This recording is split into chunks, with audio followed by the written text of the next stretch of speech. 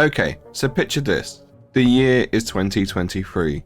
Harry Potter is now a racist. I'm a what? I hear you're a racist now, father.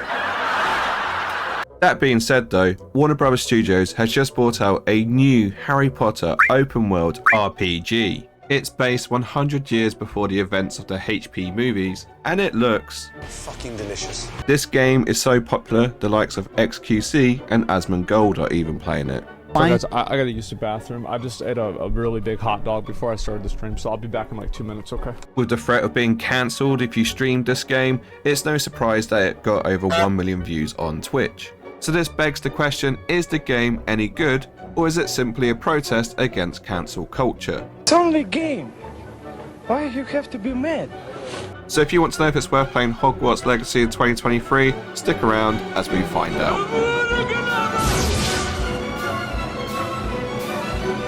Okay then, let's start with the basics. This game has been in development for 4.5 years. It was first showcased at a PS5 convention, and people were speculating as to whether it be an RPG or an MMO. Sadly, they landed on RPG. I mean, can you just imagine this as an MMO? It'd be freaking nuts. Warner Bros. Game Studios does have some impressive titles under its belt. You might recognise such titles as Back 4 Blood, Middle-earth Shadow of Mordor, and of course Batman Arkham City. There are such huge titles like that under the belt, we should be in safe hands, right? Right? As I said earlier, Hogwarts Legacy is an open world RPG, with the key emphasis being on roleplay game.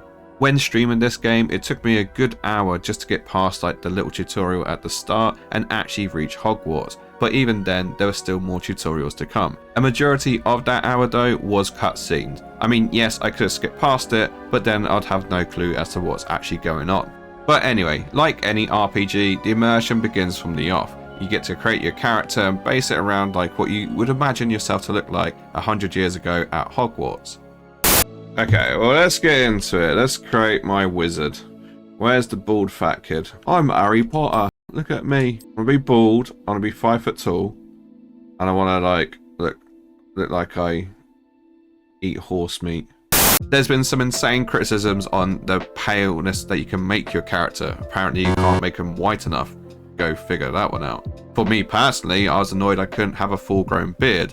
I mean, yes, I know I'm a teenager, but I hit puberty early, okay?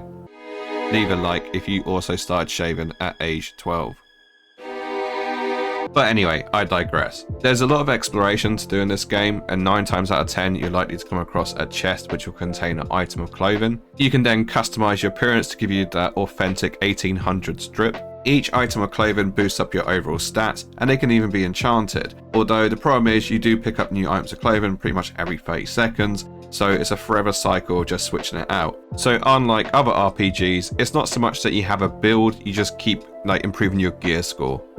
Without giving too much of the plot away, basically you're at Hogwarts, you're trying to figure out what's going on with these goblin folks, blah blah blah, secret wizard powers. No offense, but I really don't care. You get the gist.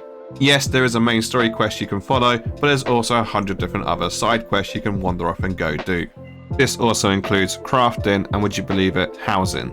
Some quests are level capped, so you are encouraged to go away and level up before you come back to them, but the biggest issue I have is just being too high a level, so when I come back to them, they're just super easy.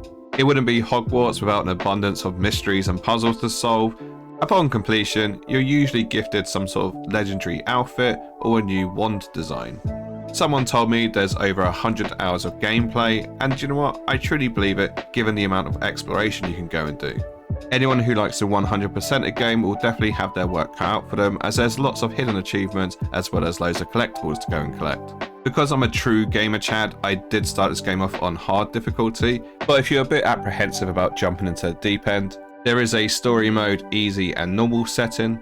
I think this game is designed to truly cater for everybody, which is why the normal setting I do find kind of easy. So if you're not afraid to die and you are looking for a challenge, by all means put it on hard. I promise you, you won't regret it. I'm dying. Help me. The accuracy of Hogwarts College is truly outstanding. Anyone with even an ounce of nostalgia will be impressed by this.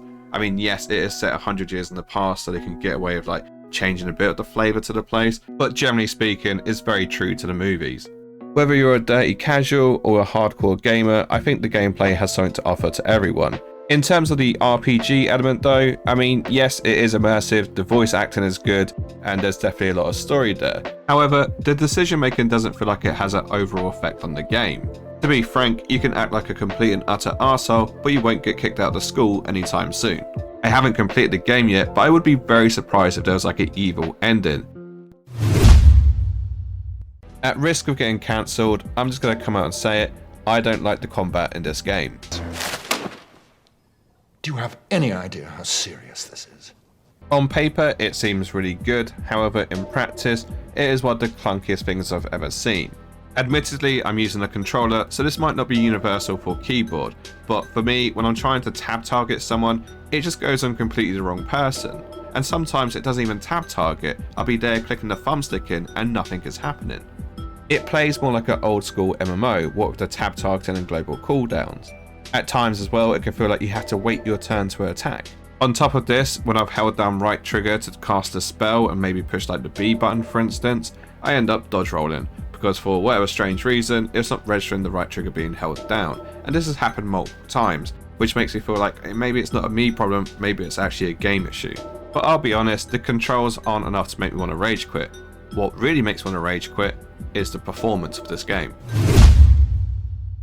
Hogwarts Legacy is a great game, but it suffers from one tiny little issue, and that is of course the game keeps stuttering and crashing and just generally glitching out. Now, this isn't to say everyone has encountered this issue, it's just that a majority of people have. And in case you have no idea what I'm on about, here's a prime example. Potion recipes, spellcraft, some seeds, and... Well, that was fucking dreadful. It appears to happen quite a lot on cutscenes and sometimes during gameplay. I myself have had the game crash multiple times and I think it's down to like a memory issue. Here's a screenshot of my memory usage whilst playing the game. Now, there are some fixes out there and they don't necessarily work for everyone, but it's worth giving them a go. A fellow content creator friend of mine, Captain Crunch, has put out a video as to how you can try and improve the stuttering and even fix it in some instances, so worth giving it a go. And you know what, just look at the views on this video, that tells you how many people are encountering this issue. I'm hoping there's going to be like a day one patch to resolve this problem, but at the time of recording this video, there isn't one, which means the game can be incredibly frustrating if you encounter this problem.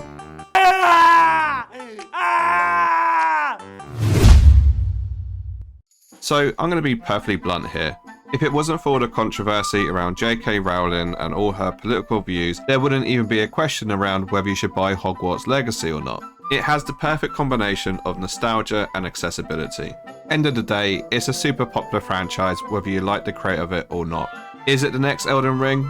No. And I think Asmongold sums it up perfectly. I mean, you gotta keep in mind, it's not Elden Ring. Okay, like it's not Elden Ring, like it's a Harry Potter game. It's a good Harry Potter game, it seems, but it is just a Harry Potter game. And therefore, people will just buy it simply because of the IP. The developers have done a good job at making the world immersive and something that you actually want to stay inside and play for longer. It'll be interesting to see how the developers handle the subject of content. They have already incorporated Twitch drops, which means they can add content at a drop of a hat. There was a surprise absence of Quidditch from this game, which makes you wonder, could this be a future DLC? And furthermore, perhaps a multiplayer DLC? Maybe I'm hoping for too much, but how cool would it be if there was suddenly a modern scene for Harry Potter? If you think what they've done to Skyrim and Cyberpunk, imagine what they can do for this title. I would love to hear your thoughts on this matter. Do you think Harry Potter has another 10 years of life? Or do you think it's going to fizzle out like other popular games such as Stray? And on that bombshell, I'm going to end the video. If you have enjoyed watching, please leave a like.